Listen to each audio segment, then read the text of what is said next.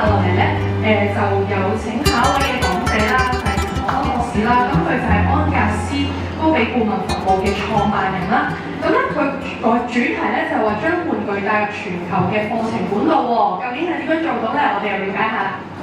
你講下黃樂咧，其實你哋翻係好密切嘅。如果你哋喺香港接受基礎教育，又或者你哋嘅子女喺香港接受基礎教育咧，其實佢哋讀嘅全部嘅書咧，差唔多全部都係我哋兩個經我哋手嘅。點解咧？就係我退休之前咧，就係現代教育研究社嘅總監，再之前就係教育出版社嘅總監，再之前就係新亞洲出版社嘅總監。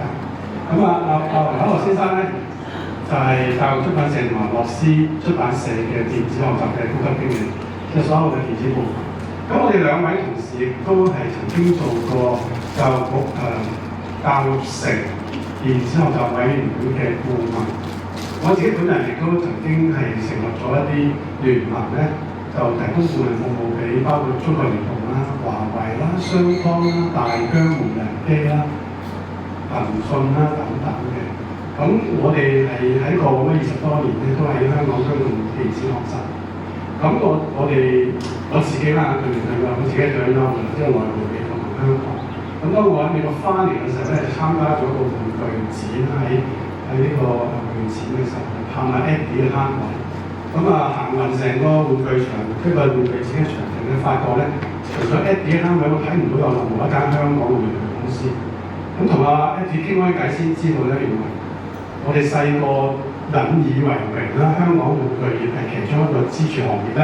到今時今日，我哋香港玩具業已經係式微得好嚴重，所以我哋同 Eddie 傾開咧，就睇下我哋有咩辦法可以去激活翻香港嘅玩具業。咁亦都因緣際會啦，我喺美國期間咧，其實我係提供緊一啲顧問服務俾一啲國際嘅大嘅機構。陣間我會介紹呢啲嘅 NGO 咧，佢本身係提供一啲電子學習課程嘅認證嘅。首先我哋講翻今日嘅主題先嚇。咁其實我成個 PowerPoint 都係 AI 做嘅，所以你見到都係簡體字啦。因為主要啲免費嘅 AI 我都係用得過嗰啲。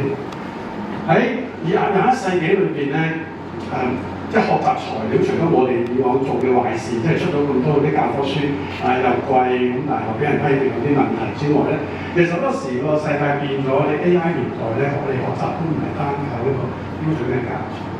雖然我哋係中小幼嘅教材之後，我自己本身亦都喺中文大學教界咧做緊老師嘅。咁不過咧，我自己都係咁講啊。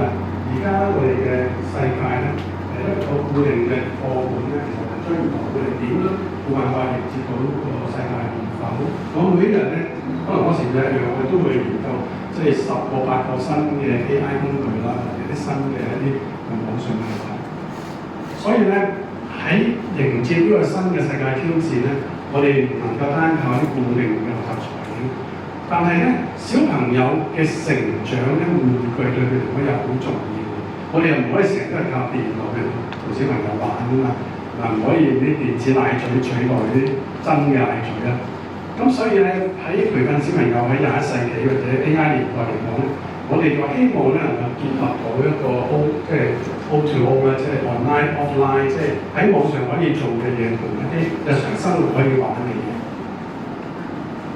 咁要將一啲玩具轉型做呢個學習工具咧，我本身咧係有一啲經驗嘅，我哋冇一個正式投入去試過生產嘅階段，但係做過啲實驗嘅，或者好快跳啊！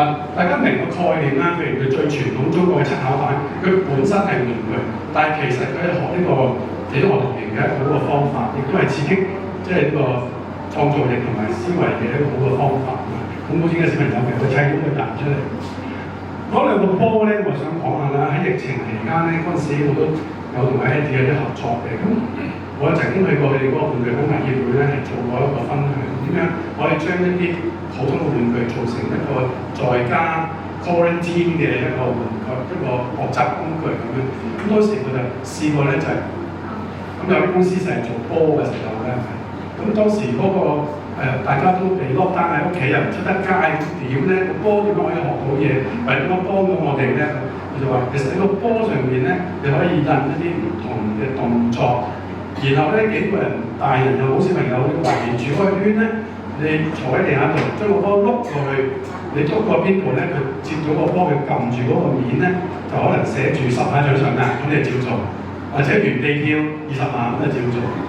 即係一個好簡單嘅工具咧，睇你加上一啲想像力咧，同埋加上你對課程嘅認識咧，其實佢當然啦，呢啲10萬獎上壓、20萬原地跳，一定要有一個課程嘅元素喺背後，係咪真係有益咧？係咪真係應該咁做？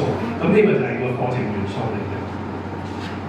咁我亦都同其中一間玩具公司Prisma 咧，曾經喺推上一個課程嘅小學常識科嘅時候，開發咗一啲呢個講翻去2017-18年嘅時候啦。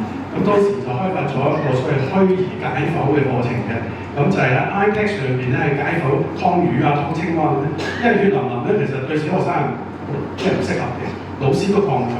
但係如果喺個 iPad 當時我哋用呢張相係即係合成嘅啫，但係當時我哋做嗰個過程就冇喺度。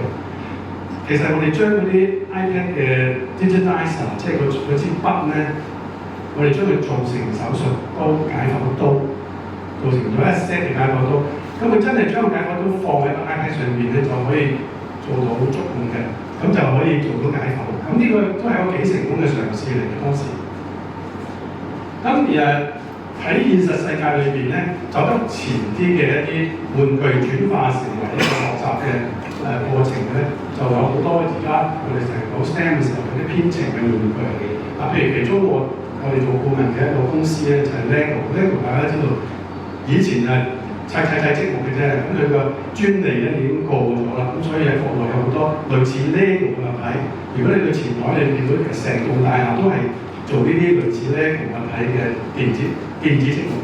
佢而家就多數會加咗個電子驅動，加咗一啲可以做編程嘅一啲部件，咁就唔係淨係砌完之後可以操控當機械人啊、當機械玩具。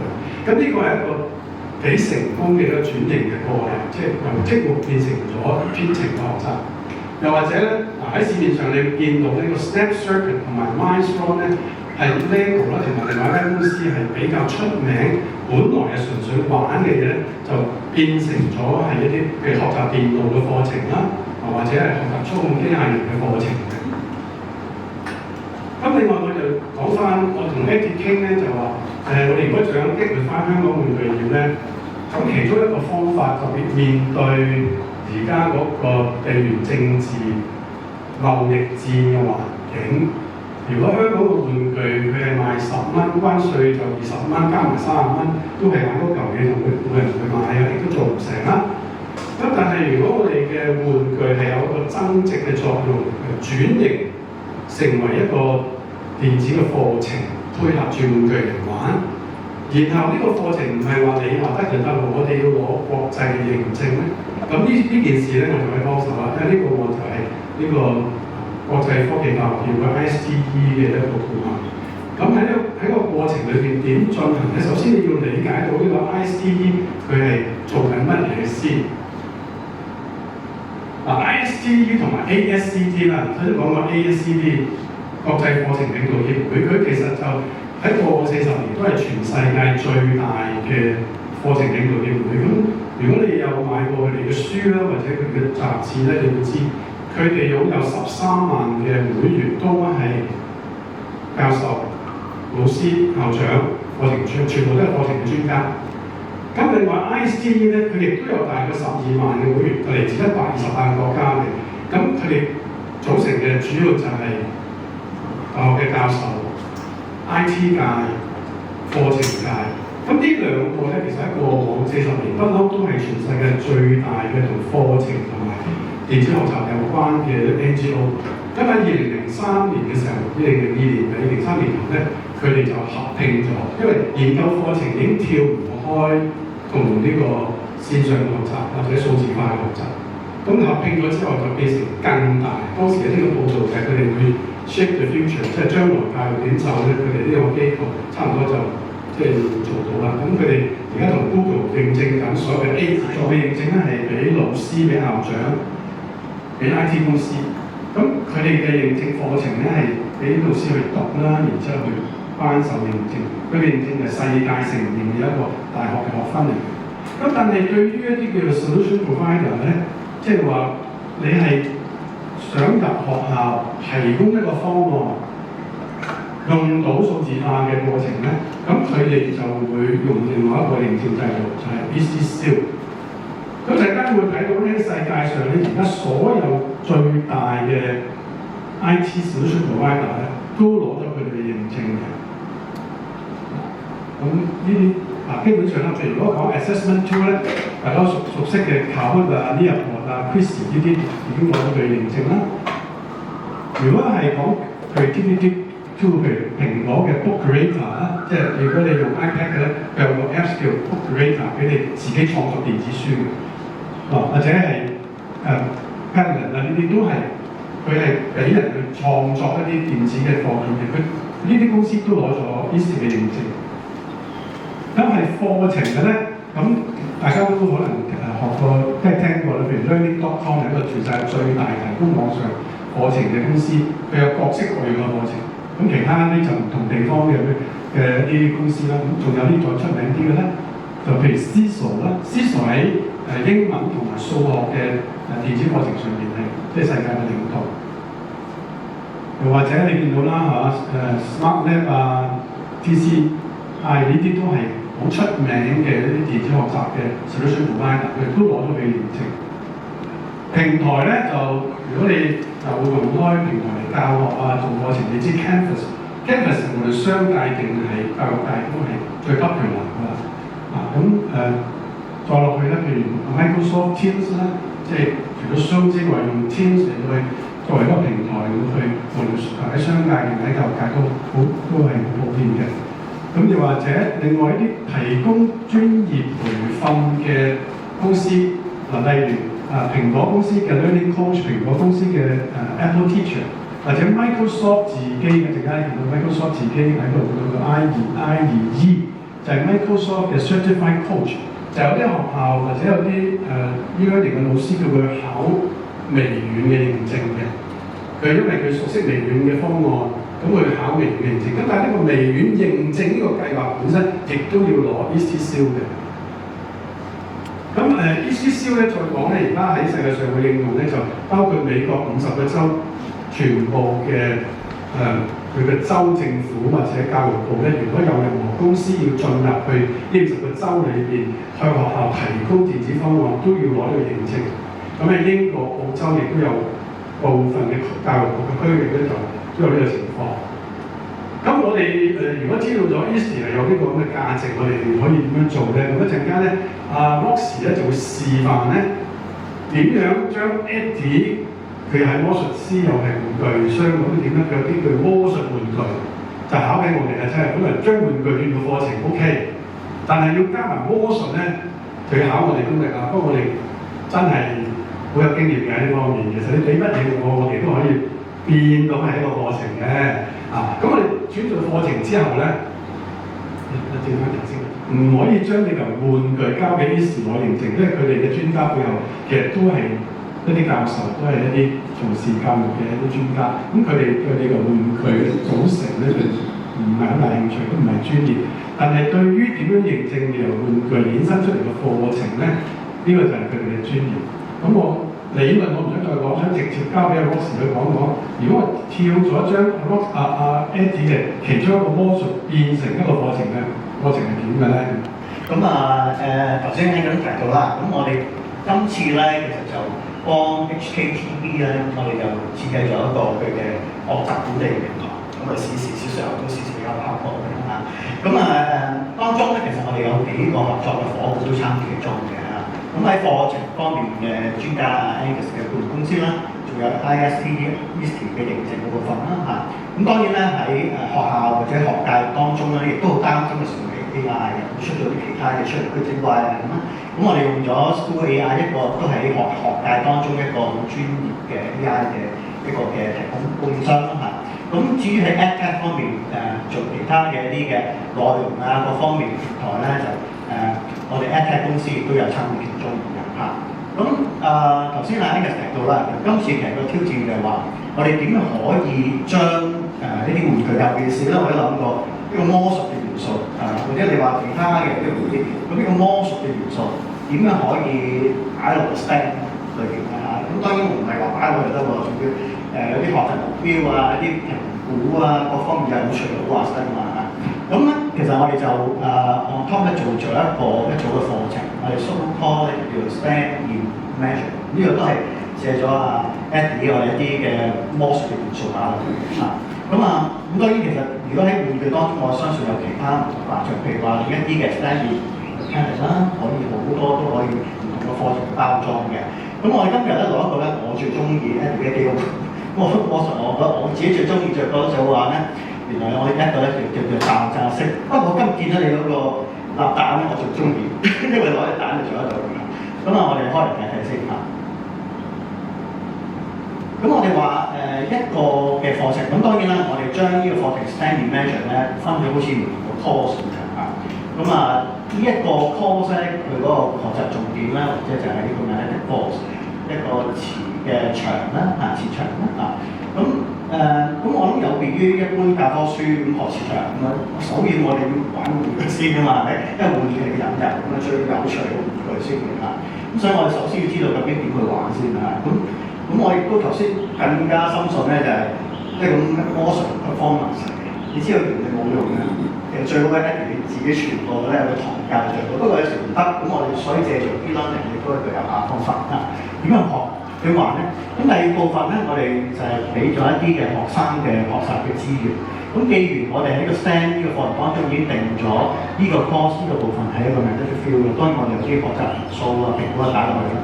咁最後咧，亦都我哋考慮到，因為今次係一個玩具，家長買到翻屋企嘅時候咧，我哋都希望家長可以參與其中啊，係好重要嘅。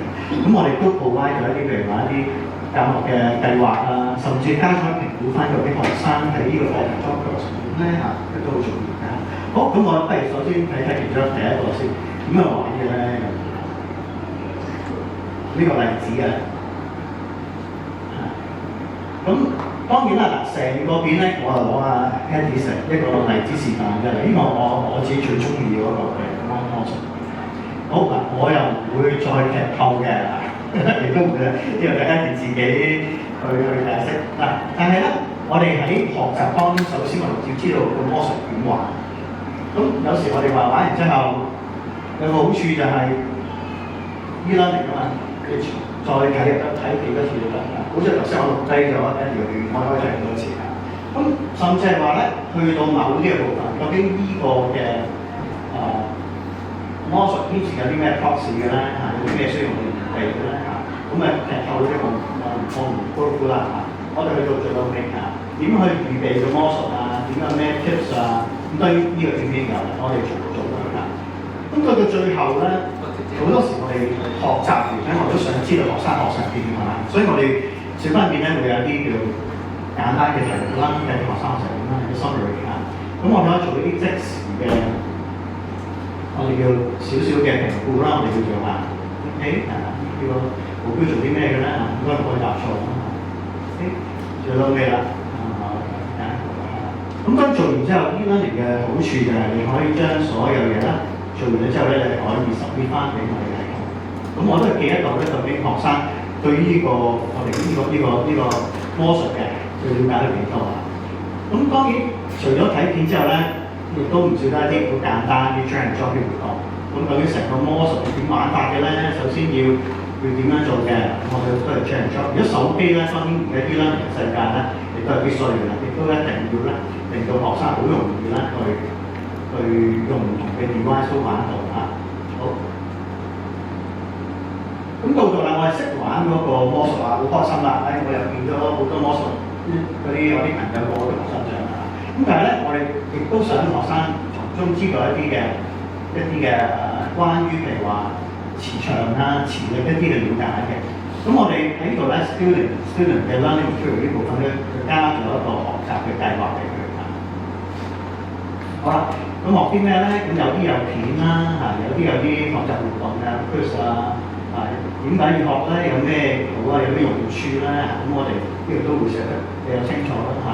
咁當然亦都唔少得有其他啲影片輔助啦，可以有多個啦，多一點啦嚇。咁咁當然亦都喺幫媒體部分咧，有時或者從一個好簡單嘅 drag and drop 嘅少少嘅部分咧，一個小學生啊或者一個小朋友咧會更加嘅興趣了解究竟磁場啊嘅北極南極喺邊度啊咁啊。咁今次咧其實我哋更加引入咗啦我哋一個伙伴啦 School AI 嘅嚇。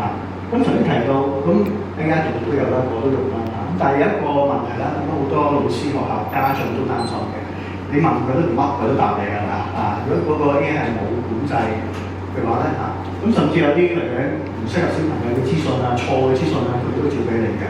咁 School AI 其中一個咧，我哋合作亦都了解到咧，佢已經有啲 regulation 咧，已經規範咗佢一啲小朋友適合資訊啊，或者甚至係話咧，我哋仲可以規範咗佢。譬如今日我哋只係同學生係講解咗嘅 magnetic field 嘅，只係呢個範疇嘅啫。你再問佢咧，我答你啦請你下一個課題再傾啦。呢個都係好需要而家喺 AI 世界做啲規範咁當然我可以打落名佢啦跟住就 Ross 啦，我哋上啲堂。